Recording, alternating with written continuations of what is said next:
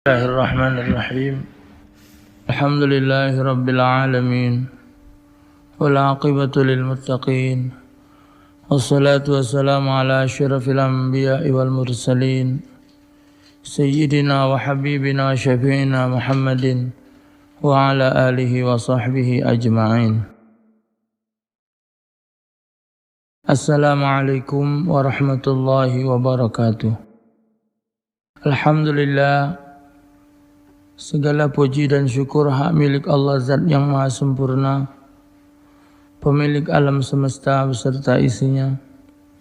Salawat dan salam atas junjungan Nabi pilihannya, Nabi besar Muhammad sallallahu alaihi wasallam, yang kita selalu berharap syafaat pembelaan beliau ketika kita menghadap Allah Ta'ala.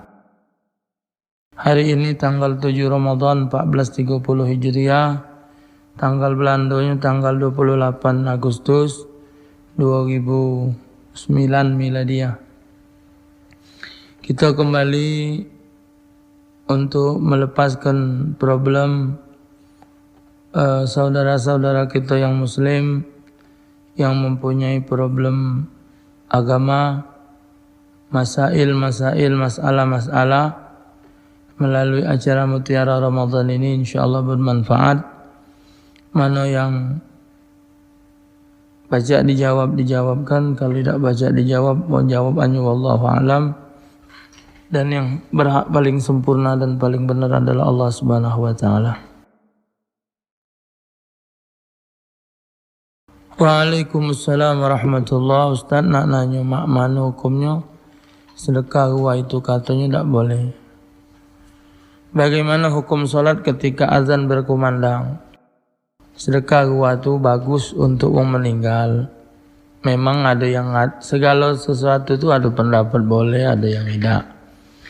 Setelah wafatnya Rasulullah, masail keluar, problem keluar. Jadi dianggap salah. Padahal ada keterangan dari Rasulullah tentang sampainya amalan sedekah orang yang hidup dihadiahkan kepada yang meninggal.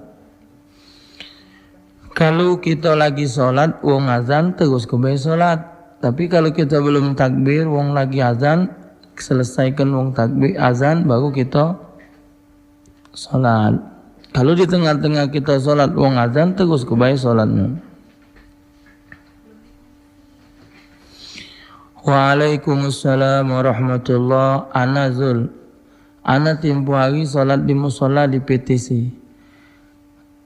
Kena posisi kami sampai belakang, jadi ana lewat di depan tabir pembatas cewek.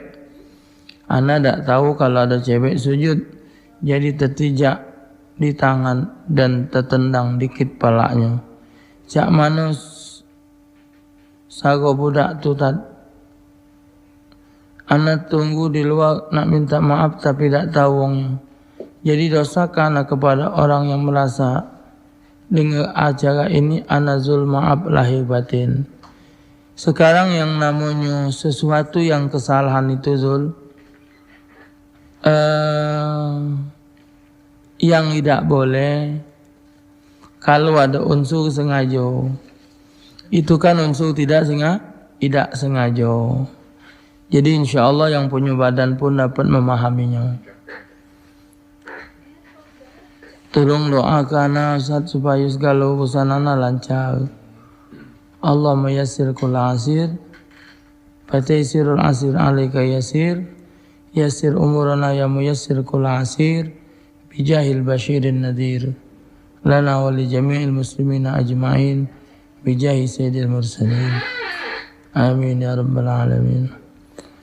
Ustaz Taufik, anak Yusuf di Pinang Dua nak nanya, apa hukumnya bila seseorang makan harta anak yatim yang bukan haknya? Orang yang makan harta anak yatim ini salah satu orang yang akan menjadi penduduk neraka.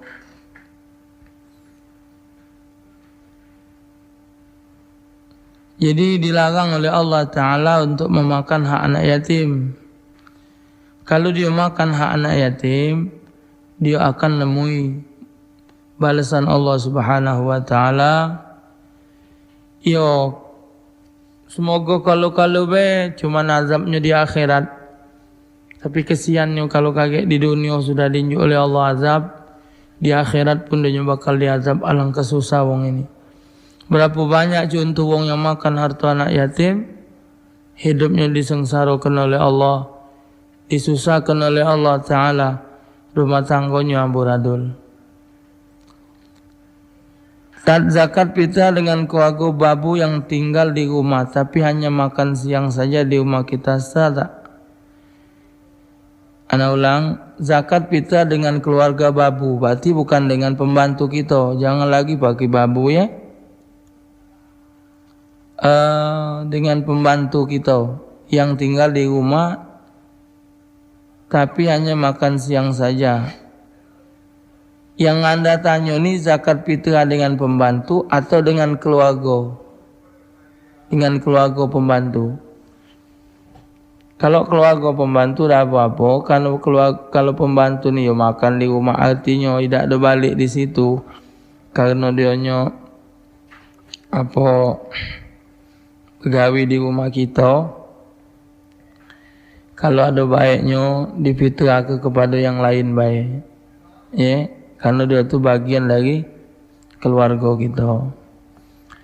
Jadi unjuklah bagian beras, beli kelah 5 kilo misal, bantu dia macam itu. Tak berapa besar bagi jumlah anak 4 orang, satu anak laki kandung sebapak sibuk dengan 2 anak tiri yang satu laki sebapak, satu anak wanita dan anak wanita sibuk. Anak tidak faham ini, tidak faham. Karena ini ceritanya panjang kakek. Yang ditanya warisnya, waris dari siapa ini? Dari bapaknya apa dari emaknya? Yang sikok boleh kalau yang sikok jadi bingung. Maka itu anak kadang-kadang tak baca, nak ngeladen SMS yang sifatnya bingung macam ini. Ya, Ustaz numpang tanya,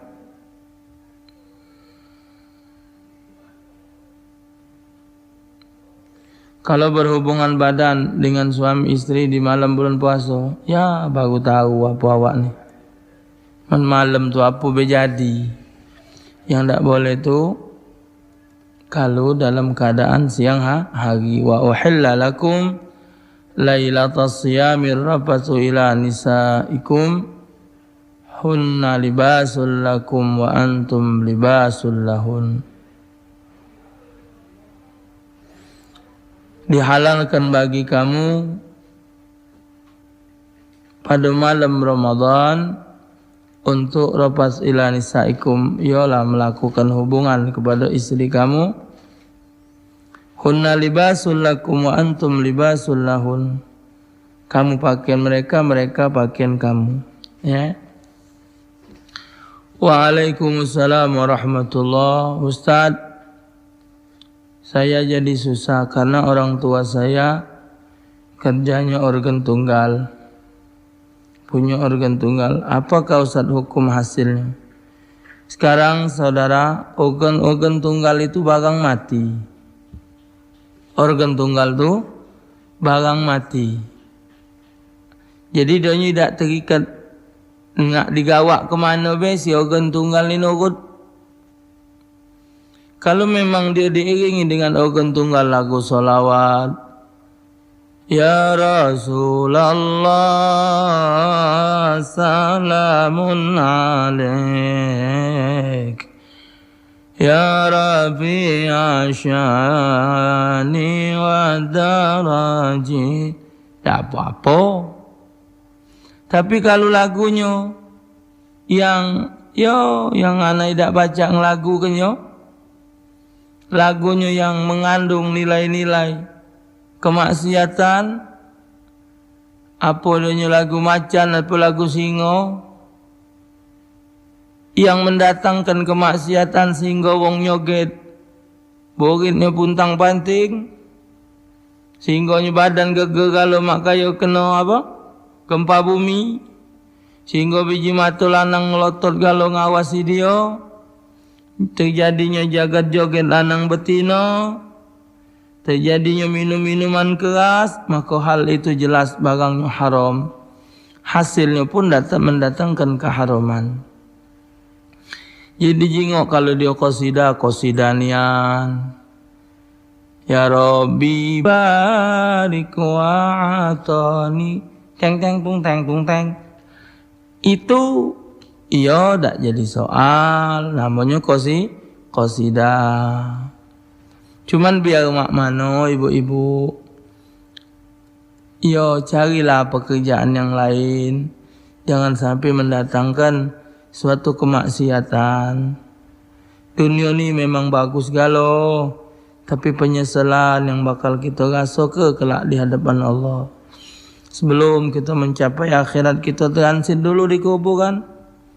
Allahu Akbar, berapa puluh ribu tahun kita harus menderita diazab di dalam kubur. Allah salimna. Ya ingat kebaikan nasihat di ayahnya, nasihat di orang tuanya tadi ya. Punogan tunggal cari yang benar-benar, yang lagu-lagu baik. Jangan lagu-lagu yang tidak manfaat. Sebab dosa nyanyi itu tergantung di kalimat lagu. Kalau lagunya mengandung kemaksiatan, ya maksiat jadi macam itu. Ya Allah Ustaz, aku jualan pakaian. Jika orang tanya kredit berapa, cash berapa, aku jawab misal lagu 1.000, 100.000 yang kredit tawa berapa, kemudian yang cash tawa berapa. Cuma yang cash lebih kumurahkan harganya, tapi dalam hati tidak ada niat membungakan. Salah tidak aku ini? Tak boleh berdagang dua harga ni. Jadi dimantap lah nak kredit. Jadi jangan ada dua harga macam itulah. Kalau kita nyimpen duit tapi duit itu sudah diniatkan untuk bayar utang dengan uang, kita anggap bukan duit kita lagi. Apa ke zakatnya masih tetaplah masih di kita. Tetap masih di kita, ya tetaplah zakat. Saya biasa salat tarawih 20 rakaat sama plus 3 rakaat witir sama 2 salam aku ya lala itu. Waktu saya salat di suatu masjid ana 8 rakaat plus 3 witir 1 salam. Yang saya mau tanyakan, apakah rakaat yang kurang itu harus dikerjakan di rumah?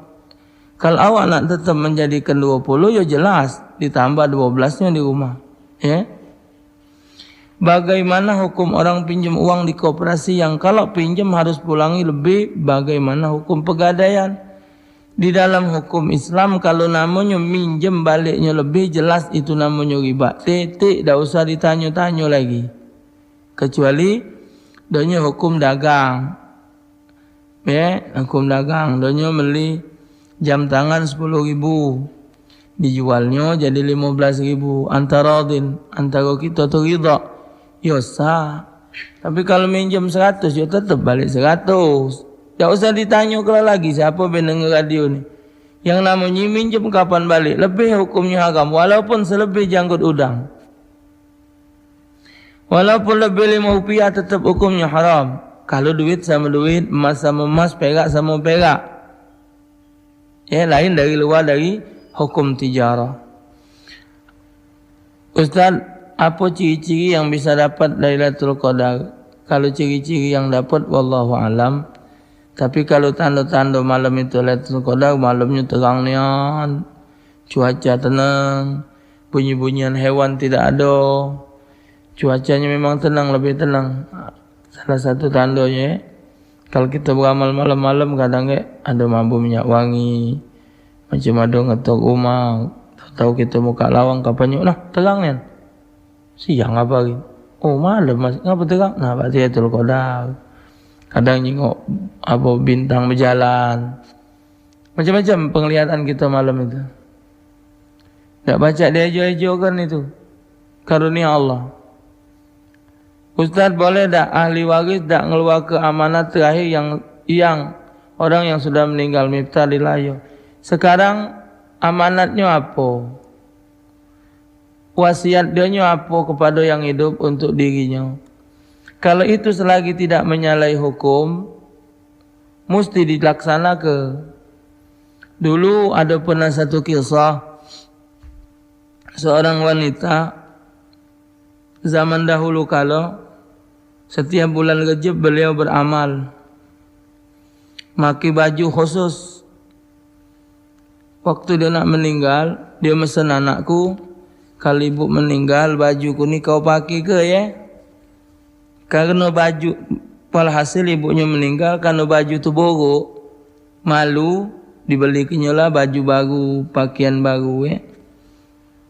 Tidak dipakai kan yang baju donya ibadah tadi. Akhirnya malam-malam dia mimpi, ibunya ngomong, ngapa tak kau pakai ke bajuku tu? Aku mesen dengan kau. Aku tak ridha kepada kau. Nah, kan susah kalau macam itu. Kalau dia tidak kati amanat, yo pacak-pacak kita yang mengaturnya.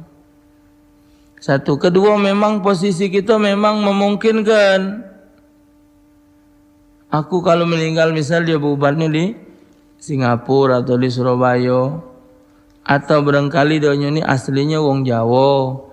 Atau aslinya orang mana dia mesen kalau aku iki meninggal, ya weh tak bawain ke Jawa, tak deketin kubur mamae.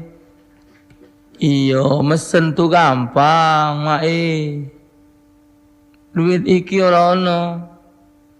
Duitnya mana nak ongkos ke sana naik ke Debong apa? Pokoknya balik ke sana awas tidak, kan tak mungkin. Itu. Juga kesempatan ini anak pesan dengan para pendengar sekalian, jangan pesan-pesan yang berat. Bila kita meninggal di satu tempat yang jauh dari keluarga, tidak usah banyak cerita minta gawak balik ke tempat kita. Di mana kita meninggal, situlah dikuburkan. Yang penting pesan sama ahli waris doa ke.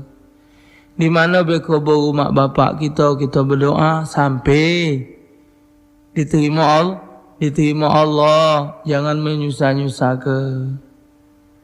Datu pesan dengan ahli waris, kalau aku esok meninggal cepatkan kubur ke aku.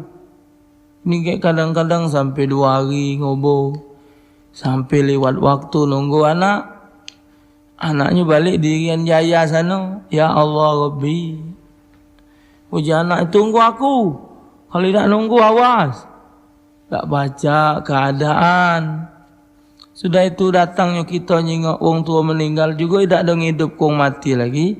Yang meninggal tetap meninggal. Kita datang wak-wak baik nangis.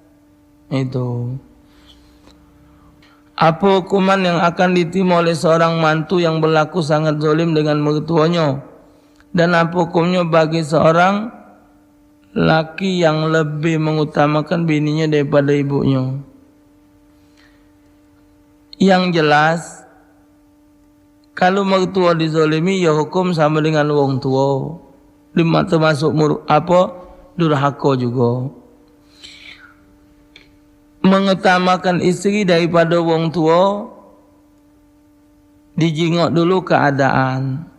Kadang-kadang mahab adonian wong tua ini kurang baik. Padahal anak sudah berbuat baik dengan dia sebaik-baiknya, masih dianggapnya salah. Ada yang nak ngeteli hartanya. Ada yang nak ngolok ya anaknya biar mak mano dionyo. Padahal si mantulah berbuat baik. Jadi dijingok dulu problem masalahnya. Dia kalau nak mementingkan bini, ibu-ibu, bapak-bapak yang duduk sebagai wong tua, harus punya pikiran bijaksana. Namanya anak gajinya kecil misal, atau ada tidak punya gaji karena badannya kurus. Dia tak cuman cukup-cukup mak mana nak memenuhi kebutuhan wong tuanya, sementara anak bininya baik tidak kecukupan. Jadi kita juga sebagai wong tua, sebagai mertua harus pacak nyingok keadaan. Mertua kita tidak ada mampu, rezekinya kurang, rumah buruk, maka kita makan nak mesti lemak.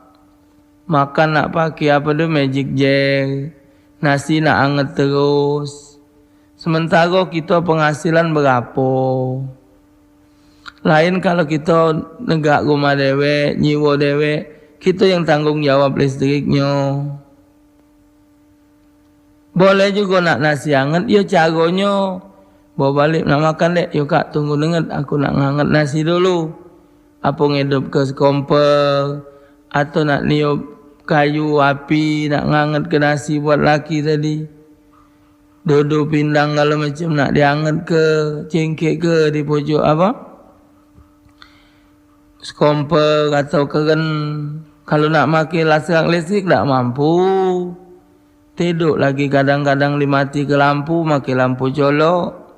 Lampu colok leket gedek, gedek tu garing pula, teko kita kena panggang. Jadi Masya Allah, kita sebagai mantu mesti baca-baca. Sebagai mertua mesti faham-faham. Sebagai wong tua, cuman yang namanya anak biar mana harus tetap berbuat yang adil. Kita sebagai mantu, kita sebagai anak, kesini mertua, kesini wong tua. Jadi kita mesti baca-baca maginya. Yang bini juga jangan banyak tuntutan. Kalau memang itu harta dia, rezeki dia, punya dia, lantaklah dia nak muat kepada keluarganya. Asal tidak meninggalkan kewajiban dia terhadap suami kepada anak bininya. Begitu juga dengan mertua. Silakan kalau untuk wong tua kita ngomong, kamu betina dengan laki, kak nak main ini. Jingok keriduannya batas mana. Jadi macam-macam ngurusi rumah tangga ni macam-macam.